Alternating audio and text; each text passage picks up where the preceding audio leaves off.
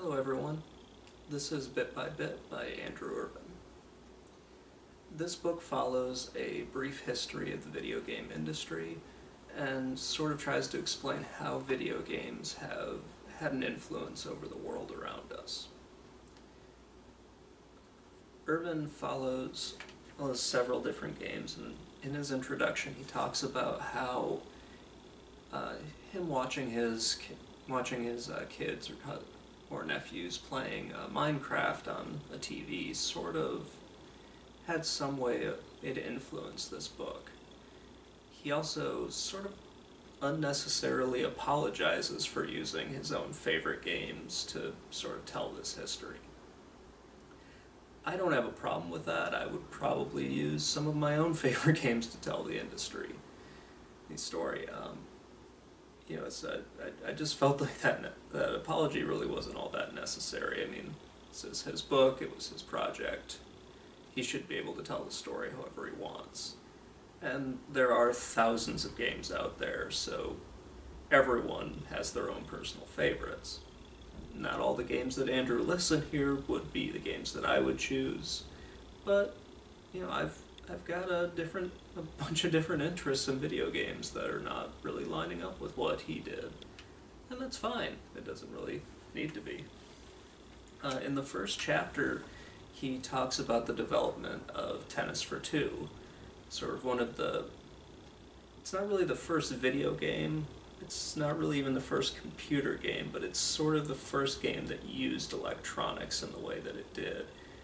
Basically, they used some old radar equipment and a whole bunch of other technology to simulate a tennis match. By today's standards, it really doesn't look that great, but at the time, it was a way for this research lab, which was government funded, to sort of show the public, these are some of the things that we're doing here. This is sort of a practical application of the technology that we're coming up with. I thought that part was really, really interesting, as well as sort of the talk later on about how they were trying to sort of recreate what Tennis for Two did, but they had to keep finding the old technology because the newer technology wasn't quite working the same way. Also, they really didn't have the schematics for Tennis for Two to recreate it 100%, so they had to keep working to redevelop it. It's a very interesting story, especially just for the first part of that. And it works really well to sort of explain how sort of the wartime environment helped to foster this innovation in technology. Ervin also talks a lot about adventure for the Atari 2600. This isn't a game that I have a lot of experience with. I've seen it played before, I have played it before, but I didn't grow up with the 2600 in the same way that Ervin did. Was he played it while he was younger. It was before my time. But looking at it now and sort of putting it in the context of the other games that were out on the 2600, it is very different from the other ones, mostly because you could actually beat Adventure, whereas a lot of the other 2600 games was just play till you get a high score and then you're done with. He puts in a really good mixture of games here, which I really think is very interesting. He doesn't just focus on one particular genre, being it role-playing or adventure or action games. He talks a lot about MMOs as well, how they have changed the gaming industry, and he also talks about the arcades a little bit. I got really jealous in one chapter here because he actually owns an arcade cabinet. It's not the same one that I would want to own, but it's I wish I had an arcade cabinet in my house. He does. So that's really, really interesting. In the later chapters, he talks a lot about video games as art. And that's kind of an interesting conversation. It really could be its own topic as itself.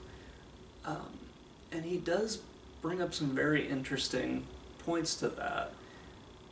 I've always looked at certain video games as being art, just because of the amount of time and energy that have gone into them, and the fact that they look really beautiful. Some games, they're not there for the visual splendor, they're there for you to just enjoy it for a period of time. And that's kind of some of the points that he makes is anything can be art, but should like an everyday a object be considered art? Like, I don't think, hopefully we'll never get to the point where they're just video games sitting in an art museum where it's sort of like the more refined or higher class people are looking at them but not actually playing them. That's something that I don't think should happen. Video games are meant to be enjoyed, and if it's a visual experience, that's a way to enjoy it. I mean, look at games such as No Man's Sky. It is visually impressive, but the gameplay is sort of lacking at this point. It's basically a really, really pretty version of Minecraft. What else? Oh, at the end of the book, he does list his favorite video games, which are usually the ones that he's talked about throughout this book. And he really does like a lot of the more creative video games, sort of the ones that take a specific genre and do something different with it. I mean, some of the games that he has in there are not ones that I would want to play because, well, the way they take that unique spin on the genre, it's not really something I would want to do. But I'm more of a retro gamer, and he seems to be more up on the times and whatnot. But hey, there are probably 100,000 games out there, most likely more, crossing 1,000, not really thousands, but a bunch of different consoles, and also many different computer games out there, so it really doesn't... There's something in there for everyone. It doesn't just have to be, I only like The Legend of Zelda, and that's the only one that I like. But hey, there are a bunch of different ways to play Zelda, and even now, Zelda doesn't really look the same. And that's kind of the way that's kind of the impression I get from this book. He does talk a lot about sort of gaming culture in recent years, and I think that's a topic for another day, so I don't really want to get into it on this book right now. But yeah, if the book isn't overly hard to read, there are a few spots in it, especially when he's talking about Tennis for Two, where they get into some not really deeply into the technical stuff, but like very lightly into it, that I was kind of like, okay, great, whatever, but tell me more about how this game affects sort of the video game industry.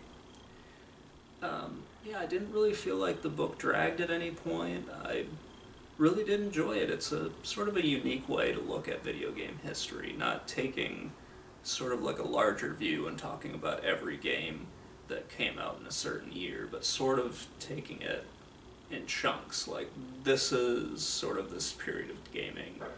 This is sort of the modern time. This was kind of what it was in the past. And these are my personal experiences with these games. That's something that I really enjoy. Like, it's sort of a different way to look at history, where you don't have some guy standing there saying, and in 1912 this thing was happening. So it's a fun book. I really recommend it. If there's a book that you guys want me to review, please leave it in the comments below, and thank you for listening.